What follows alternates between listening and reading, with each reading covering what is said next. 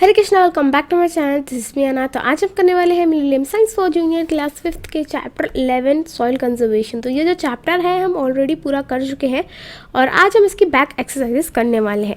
तो पहला क्वेश्चन देखते हैं, planting of new trees on large scale, मतलब कि बहुत सारे ट्रीज़ को प्लांट करना, वो भी लार्ज स्केल पे, एक दो नहीं बहुत सारे प्लांट करना। तो ये होता है एफॉरेस्टेशन। और यहाँ पे जो टेरेस फार्मिंग की बात करी जा रही है वो होता है हिल्स पे फार्मिंग करना, ठीक है। तो वो अलग ही होती है। शेल्टर बेल्ट भी एक दूसरी टाइप की फार्मिंग होती है, ठीक है, और बाउंड्स भी। तो यहाँ पे इसका सही आंसर एफॉरेस्टेशन होगा। और यहाँ पे जो टिक करे गए हैं ये भी स्टूडेंट के द्वारा करे हुए हैं, तो हम श्योर नहीं है कि ये सही है या गलत है, वो भी हम साथ में चलते चलते बताते जाएंगे। तो नेक्स्ट क्वेश्चन है, the break down of rock into smaller particles is known as, मतलब कि जो रॉक है उसको स्मॉलर पार्टिकल्स में तोड़ देने वाले प्रोसेस को क्या बोलते हैं? एफॉरेस्टेशन तो नहीं बोलते हैं, अभी हमने पढ़ा, वेदरिंग बोलते हैं। और डिफॉरेस्टेशन भी नहीं बोल सकते क्योंकि वो एफॉरेस्टेशन का जस्ट अपोजिट है, उसमें तो पेड़ को काटते हैं ना कि रॉक को। तो यहाँ पे रॉक की बात करी जा रही है कि वो स्मॉल पीसेस में से तोड़ा गया है, तो यहाँ पे वेदरिंग इसका आंसर है। नेक्स्ट यहाँ पे देखते हैं, soil erosion is cause due to wind, water, human activities. वैसे तो ये सारे ही सॉइल इरोजन के वो हैं एजेंट्स हैं, तो इसका आंसर होगा ऑल ऑफ दीज। नेक्स्ट यहाँ पे देखते हैं, cover crops are grown dash of 2 harvesting crops, मतलब कि 2 हार्वेस्टिंग क्रॉप्स है। तो जैसे ये आप कोई क्रॉप ग्रो कर रहे हो, वीट ग्रो कर रहे हो, ठीक है, और फिर इधर जो खाली स्पेस बच गया इधर, तो इधर की सॉइल का तो सॉइल इरोजन हो जाएगा। जो भी बीच में यहाँ पे खाली स्पेस बच गई है ये वाली, इसका तो सॉइल इरोजन हो जाएगा। तो सॉइल इरोजन ना हो इसलिए बीच में कवर क्रॉप ग्रो करी जाती है, ठीक है, बीच में कोई और क्रॉप ग्रो कर दी जाती है और उसको हम बोलते हैं कवर क्रॉप। तो बिटवीन में, बीच में हम वो क्रॉप ग्रो करते हैं, तो इसका आंसर हो गया बिटवीन। ओके, नेक्स्ट यहाँ पे देखते हैं, fill in the blanks, soil is form by the break down of rocks. ये हम पढ़ के आए हैं, अभी हमने फिर से रिवाइज किया है। नेक्स्ट ये बोल रहा है, most fertile layer of the soil is called as top soil. जो सबसे ऊपर वाली सॉइल होती है, टॉप सॉइल होती है, वही सबसे फर्टाइल सॉइल होती है, ठीक है, वो सबसे फर्टाइल लेयर होती है सॉइल की। नेक्स्ट ये बोल रहा है, dash and dash blow away the top layer. तो टॉप लेयर जो है उसको कौन ब्लो कर ले जाता है? एक तो एयर और एक वाटर। तो यहाँ पे सही लिखा हुआ है। नेक्स्ट यहाँ पे बोल रहा है, इंक्रीज ऑफ सॉइल इरोजन। तो यहाँ पे आप कोई भी एक वो लिख सकते हो एग्जाम्पल।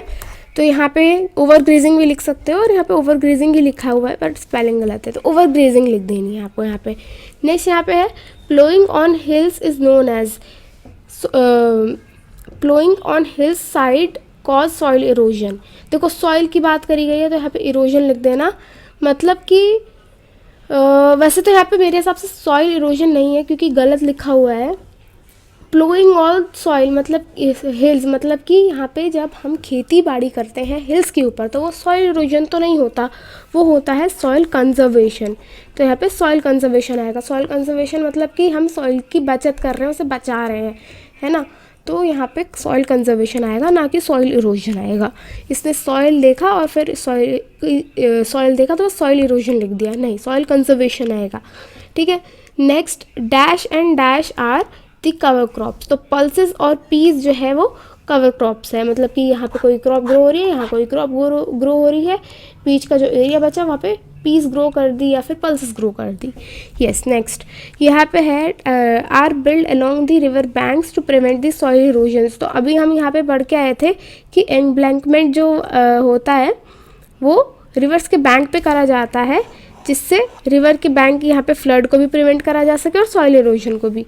तो इसका यहाँ पे आंसर सही है। तो आज यहाँ पे यहाँ पे हमें यहाँ पे ट्रू और फॉल्स भी है, वरना अभी छूट जाते क्योंकि दिख नहीं रहते। तो अब हम ट्रू फॉल्स करते हैं। देखो, soil is home of small animals. तो हाँ, ये सच्ची बात है, सॉइल में काफ़ी एनिमल्स रहते हैं, जैसे कि अर्थवॉर्म, और भी काफ़ी इंसेक्ट्स रहते हैं, काफ़ी ऑर्गेनिजम्स रहते हैं, तो ये ट्रू है। नेक्स्ट यहाँ पे है question, soil erosion due to the flowing of water is more on the plain than hills और स्लोप्स। नहीं, ऐसा नहीं है, क्योंकि देखो हिल्स के साइड से ही हमारी रिवर बहती है और फिर वहीं से ही सॉइल इरोजन ज़्यादा होता है। ठीक है, तो इसका आंसर होगा फॉल्स, क्योंकि फॉल्स है। यहाँ पे ये बोल रहे हैं कि प्लेन्स में ज़्यादा होता है, नहीं, हिल्स में ज़्यादा होता है और स्लोप में ज़्यादा होता है। Grazing animal do not effect soil, ये भी फॉल्स है। ओवर ग्रेजिंग से क्या हो जाती है, सॉइल इरोजन हो जाता है। नेक्स्ट यहाँ पे बोल रहा है water and air cause both soil formation and erosion. हाँ, ये ट्रू है। वाटर और एयर से, देखो, एक तो रॉक को वाटर और एयर तोड़ देते हैं स्मॉल पीसेस में और सॉइल बन जाता है। फिर अगर सॉइल की केयर ना करी जाए तो उसी को वो वाटर और एयर लेके भी चले जाते हैं, उसका सॉइल इरोजन कर देते हैं, टॉप लेयर को ले जाते हैं। नेक्स्ट ये बोल रहा है कि soil erosion can be prevented by afforestation, ये ट्रू है। अगर हम मोर प्लांट्स को प्लांट करेंगे तो हमारी सॉइल इरोजन को प्रिवेंट करा जा सकता है। Fertility of soil and production of crop are not related, ऐसा नहीं है, वो बहुत ज़्यादा रिलेटेड है। क्योंकि अगर हम चाहते हैं कि हमारी जो सॉइल है वो फर्टाइल रहे, तो उसके लिए अगर हम देखो, हमारे क्रॉप्स का जो प्रोडक्शन है वो तभी हो पाएगा जब सॉइल की फर्टिलिटी मेंटेन रहेगी। सॉइल की फर्टिलिटी रहेगी, सॉइल उपजाऊ होगी, सॉइल की ऐसी कैपेबिलिटी होगी कि उसमें कोई भी चीज़ हम ग्रो कर सकते हैं, तभी हम क्रॉप का प्रोडक्शन कर सकते हैं। तो आज के लिए इतना ही, मिलते हैं नेक्स्ट वीडियो में। Till then take care and bye bye. Thanks for watching. Hare Krishna.